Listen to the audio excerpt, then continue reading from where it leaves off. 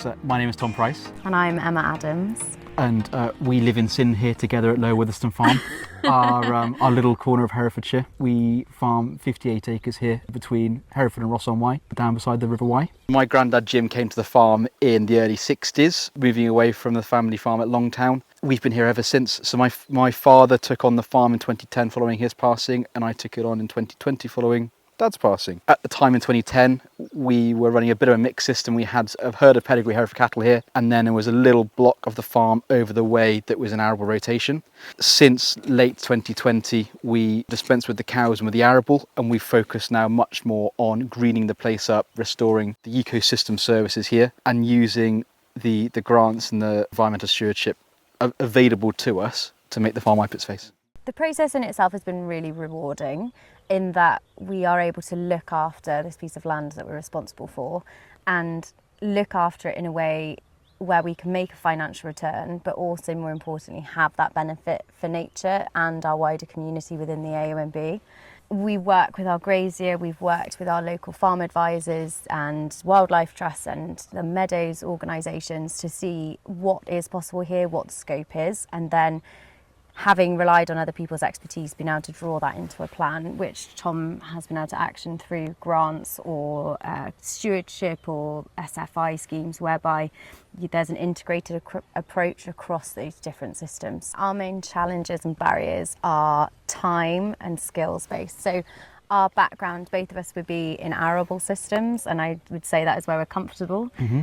And we're so lucky to be here and to have the opportunity to look after this land, but we've definitely had to change our skills base in that neither of us had planted a hedge or looked at how you would go about laying a hedge or planting trees or coming up with how you would dig out an attenuation area. But it's all about, looking for those opportunities within the landscape and where we can provide value. And luckily we have the resource behind us to take that risk and do those opportunities. The other challenge for us is time. I think because we both work full-time outside of the farm, a lot of it is relying on trusted contractors who we might bring in and help us with some groundworks, or family and friends to help us finish off doing the plug plants around the pond and putting in some trees. So it's definitely a team approach, I think, but we're very, very lucky to be here and giving it our best shot, I think. I couldn't agree more. So the grassland restoration came to us quite accidentally, actually. What was lovely when we had the cows here was be able to look out of the windows and seeing the cows on the bank. After the cows went, that went as well. And so we were sort of wondering what the next stage is going to be. The romantic notion was, why don't we have like a nice wildflower bank out the front of the house instead? Wouldn't that be nice? So I engaged the Herefordshire Meadows, who came out to have a look at the site. I was hoping to sort of pick their brain on how we're going to establish this thing, because it's steep. It was never improved during the war because it was too steep. The idea was to pick their brains how we're going to do this. When they got there, they said, it's already there. You just overgrazed it. And so that sort of led to a big rethink on the grazing strategy on the farm. And so we see our grazier as a key part of doing that, as well as exclusion periods and rest periods, etc., just to try and help bring the species back into the sward. So the livestock are a really important part of our system. We use the livestock to try and maintain and to enhance the species that are in the grassland at the moment. We do that by being quite strict on the grazing windows that we conform to. We're consistently out looking, searching for flowers that might be chitting and might be showing signs of life. Where we see stuff that we're quite excited about, that is our opportunity then to say, right, everything off. And we do manage other parts of the farm then which can accommodate the livestock when we do have exclusion periods on the species-rich grassland. Through the SFI scheme, we established a herbal ley last year, which we're very excited about. It's a new journey for us and a challenge we're quite excited for. So the idea of the herbal ley is to provide sort of finishing ground where perhaps the rest of the farm is of a sandy nature and is never going to produce massive bumper grass crops. It's more sheep run than sheep fattening.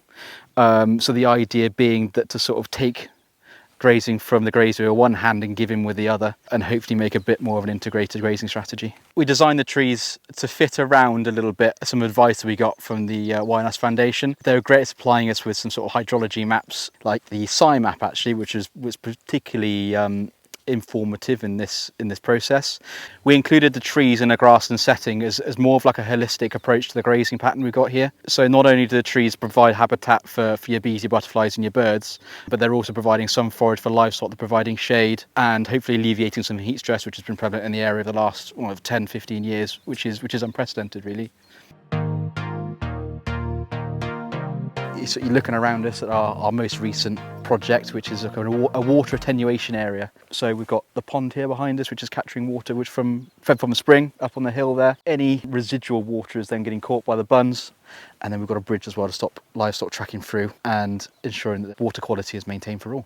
So before we were able to put a shovel in the ground, we were advised by the AONB and by the Wildlife Trust that there was some consents to get in place first. So we had to have an ordinary watercourse consent from Herefordshire Council as well as the agricultural prior notification for planning permission. Fortunately, quite a straightforward process for both, just a bit of form filling. Took me an hour and a half tops. The boxes you need to fill in are pretty self-explanatory. All you could do is pay a fee. You don't need an agent or anything, you can do it yourself. When we got the consents, it was very much in the agricultural sense, go and dig a hole and let it fill up with water. We had some advice which told us to try and make the sides of the pond as gently sloped as possible to give the vegetation as best a chance as it can to establish itself. But really we've just dug a pond and see what will grow there, which is a really exciting journey.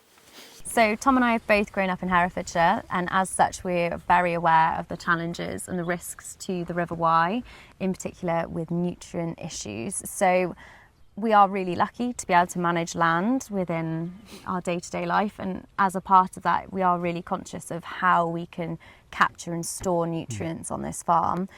The system that we're in, we're not using any inputs. Now that's mainly because of, the hills are too steep. We can't actually put anything on if we wanted to, but also it would be a choice in that how we would look to manage the land. We would be looking to, bring down indices as low as possible. Doing something like a nutrient balance is a really good first step to understand, where the farming system is and where there might be scope to reduce the nutrient levels. Here we've obviously got the sheep, where if they're getting fed any creep or any added inputs, that will be adding on to our nutrient balance.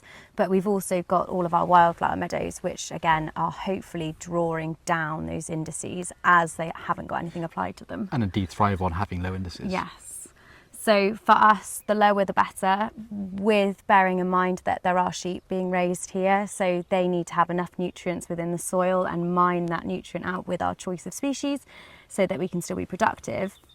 But for us and the opportunity here, we can definitely be a sink for nutrients rather than adding to the problem downstream. No one wants to see green rivers, no one wants to see fish kills and all of these sort of negative things that are happening around our home. And unfortunately, or the opportunity is within agriculture to be the solution for how we're going to move forward and how we're going to mitigate those impacts. What can we do? What can we do?